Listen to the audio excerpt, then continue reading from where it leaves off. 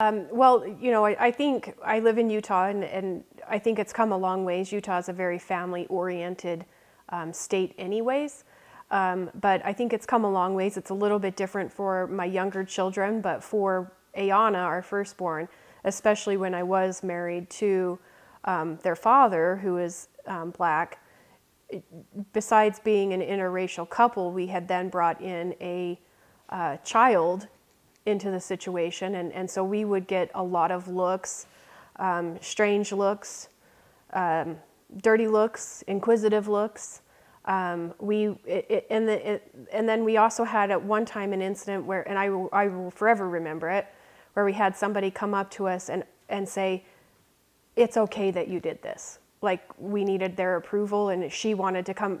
She went out of her way to come up and say that it was okay that I had been in a mixed, an interracial relationship and had a mixed child, and it was okay, and everything was going to be okay.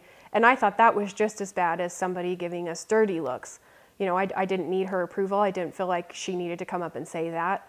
But there were several incidences where, more times than I can remember, I'm sure, that we were given dirty looks. And well, how will she identify with herself? When I was pregnant, I was asked that a couple times. How will your baby identify with herself? What box will she mark on applications and things like that? And I'm like, that's a stupid question.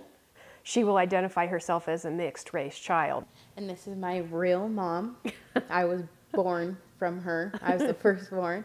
And I'm participating in this because I feel like I'm a good example of what mixed is. So I think any race, no matter what it is, I think raising boys is different than raising girls. For me, raising boys has been easier.